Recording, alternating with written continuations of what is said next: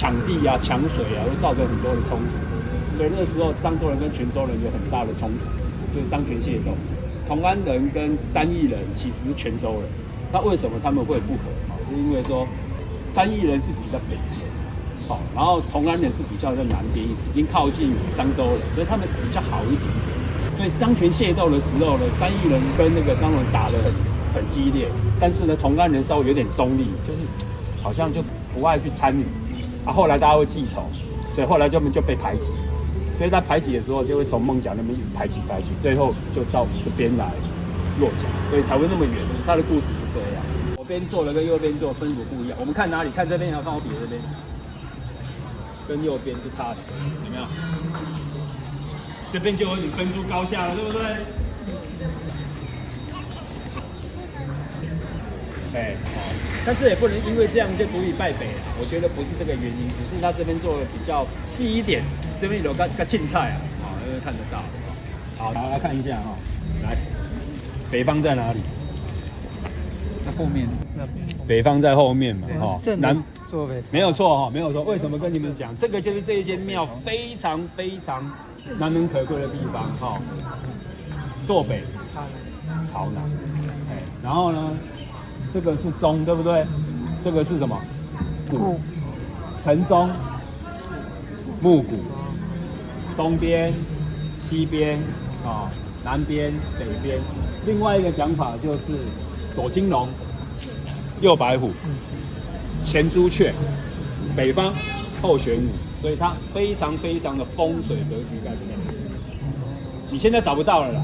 可是地是空的，不是每间庙都可以盖。日本呢有道路规正，还有那到后来因为明治维开，说啊我做生意重要，关你什么南北会，所以那个时候就很多地方人士、有钱人去介入盖庙的决策。但是这一间还真的依循那个时候很标准的风水传统做。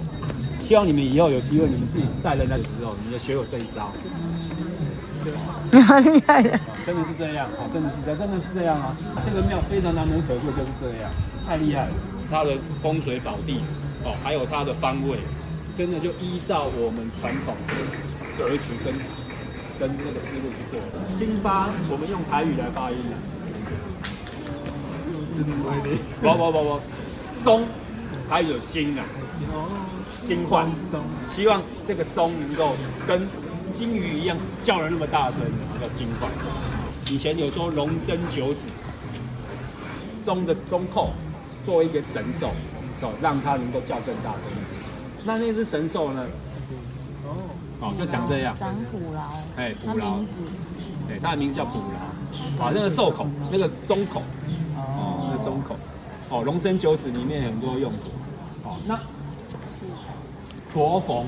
很好玩那驼逢这个字怎么来？其实这个驼是古字，它是中国古代在比较靠近内陆的一种鳄鱼。那鳄鱼的皮很适合做鼓，所以呢，希望说这一个鼓呢，它打下来的声音有点像中国鳄鱼肚皮做出来鼓一样敲起来那么大声，然后那个逢就是砰砰砰砰砰砰砰砰砰，驼逢。金发，金也有声音，金发驼逢的意思。如果说没有跟你们讲这个，你们觉得博的逻辑会不以为然。其实它有它当时设计的时候的一些典故。都是有请那个时候在像罗马像那种宗教壁画的那种壁画师傅来帮他们做维修。像这个怪不得颜色的恢复很好。然后这个壁画维修，各位如果到那个 YouTube 里面去找到他维修的时候的访谈，真的蛮厉害的。涂上去颜色慢，而且要怎么样？修旧如旧。你那个时候的颜色跟那时候斑驳的地方在哪里，它就维持那样，它不会把你铲掉重新做，它就是收旧。所以它这一块是以前的老师傅，这一块掉，对不对？他要去调色，然后跟它一样的颜色再来补。所以光是在修这整个壁画里面花了将近大概5年的时间，不容易，不容易。古迹的维修真的不容易。台湾的中国庙宇里面呢，有4个很重要的元素。第一个当然我们讲石雕嘛，石雕最贵，我们讲取得材料不容易，再来就是木雕、木构，石雕、木雕，再来是什么？再来就是所谓的剪，这个叫做剪，这叫泥塑泥塑剪。最后呢，才叫做彩绘，比如说什么门神彩绘，有没有很多的梁？那个梁你不能去雕刻它，但是你可以彩绘它。那一般来讲呢，这个泥塑呢也不容易因为它在台湾当时早期并没有水泥这种东西，所以我跟各位讲一下，你们就会知道它的厉害。它的泥塑怎么做，材料怎么做？第一个一定是红糖。红藤，你都要听红藤。第二个，台湾什么没有？科最多，有吃科，我蚵仔卡，科磨成粉，磨成粉之后，再来糯米，搅拌完毕之后，稀稠晒到有一点粘性之后呢，才拿出来塑。所以中南部有很多糯米桥，有没有？碰到水它不会坏掉因为就是按照我刚刚所讲的那些内容，就是泥去塑形泥塑形。那泥塑形弄到差不多就要粘上去之前，因为它还没干如果让它要稍微放久一点的话，一般来讲庙宇里面的泥塑会弄一个小的一个土熬，让它去烧。那这个叫做所谓低温烧，大概800度以内。高温烧的话呢，它就要用比较大的，就是什么窑烧了啦。你如果没有风窑烧的话，没办法突破那个800度以上。所以一般我们在看古迹里面，跟低温烧窑跟高温烧窑差别在哪里？亮度。因为很多的那个陶瓷外面的那一层釉的结晶需要800度以上才会结晶，所以没有到800度它没办法结晶，所以它烧出来的窑就是这样子，就是 purple 颜色有一点这样那种光亮，这叫低温烧窑。但它的缺点是什么？因为它不耐厚，所以呢放在那个什么屋顶上面的话比较容易化，所以呢屋檐下面的像这个东西就叫做所谓的交趾陶或泥塑，交趾陶或泥塑。交趾是一个地方，广东以南那个地方，因为那边有这样的一个技术。然后上面的叫剪黏，为什么？因为它在上面的话怕大太阳晒，大太阳晒的话，泥塑放在上面晒久会龟裂，因为它毕竟就是这样子把它弄出来，会龟裂。所以呢，上面就是用什么？用剪黏。那各位看一下上面这些东西，在早期它的做法通通都是以前去收人家不要的瓶子，瓷瓶，瓷盘，瓷杯，反正已经破掉了，我要用这个，我按照我需要的形状，我敲下去，然后再用那个简单的那个铁剪，剪一片一片把它粘上去，这叫剪黏。所以剪黏的艺术也有人说它是一种所谓的缘分的艺术，因为它敲下去怎么破不知道，所以那个师傅假设你在做这一边又做这一边的时候，敲不出那个形状，所以每一件的剪黏的作品都是独一的。到后来有没有新的剑法？有，就后来就有开模用玻璃，最后又有用玻璃，所以你会看到有些龙的那个鳍你看它那个亮的样子很像，就是玻璃做，那个是到后面，但是那个不耐久，因为久了之后还是会很容易破。所以现在的剪黏师傅又回过头来去做现在的，还是用陶瓷的方式来打。只是他们就像我刚刚讲，他已经很习惯从小打到大，他知道什么形状的那个盘子，他比较希望什么样的颜色比较多，然后就到英哥那边去大量定制他要的颜色跟样子，回来敲这样，所以它也是变成一个艺术。但是无论如何敲出来的还是我所想，除非是开模，不然的话每一件都不一样。所以我刚刚讲说，剪黏是什么？随缘的艺术，一动落去安怎破也不知道，这叫随缘的艺术。最辛苦的工作就是做这个剪屋顶剪，为什么？因为风台也要走，晒日头也要走，寒天也要走，热天也要走，而且都在屋顶上做。你看他那个师傅，你看很辛苦而且他们都是怎么样？不太可能是敲好上去的，一定是很多杯平先在旁边，有没有？看我这个样子缺多少缺多少，然后在旁边现场敲，然后剪，然后就粘。所以他剪黏的工艺是这样做，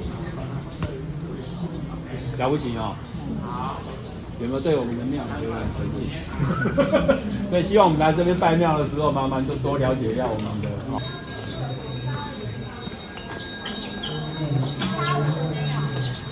日本国旗的呢？啊，因为扩建那时候就因为大建年间是日本当家了，所以那个时候上级指导的人有要求，然后就把日本国旗放上去。一般导览老师应该不会带你看到这个。你们今天是我们的会员，不然的话庙宇打扰我大概1个小时。好，最后我们来讨论一下，OK 吗？太强这样解释 OK 吗？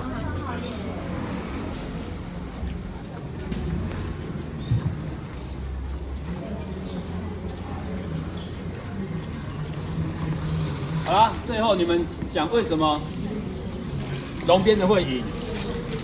为什么这边没有赢？为什么？啊？都很厉害啊。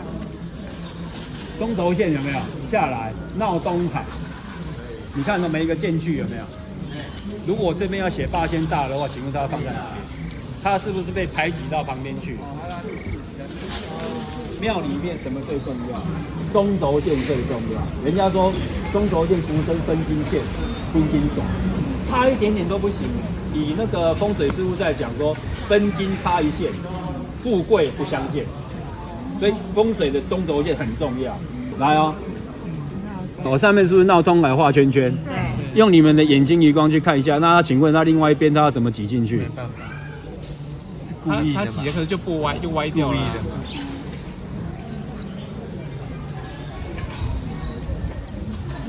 因为他想赢啊，就是想赢的心态啊。对，他就是想。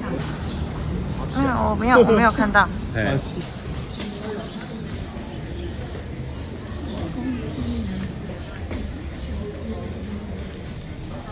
应该有。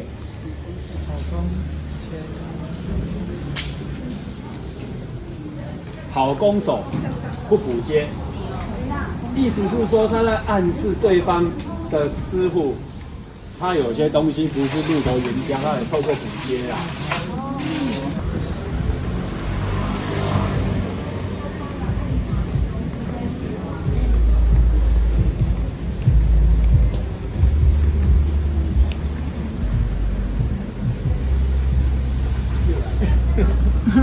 他真的一直弄。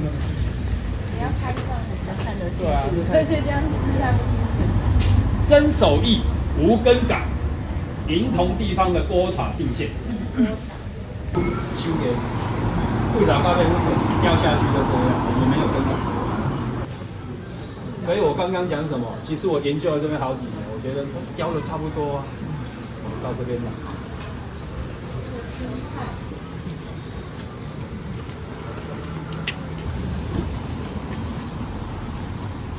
你看一下，很细很细很细哈。老实说，因为年代久，100来年了，它有一点点风化。我好不容易找到这边的资料，自己手艺啦，是我自己的手艺啦。他怎么？广告词那些哦，自己手艺啦，我自己的手艺啦。太祥，谢谢大家来听我导览，我利用这一个很重要的窗来跟各位做一个 ending。竹节窗，大部分都有竹节窗。为什么竹节会节节高升？因为它中空。心虚，做人要心虚，你才有机会节节高升。好，谢谢你们，好，谢谢，谢谢，谢谢，谢谢，谢谢。啊，别拍谁了，谢谢。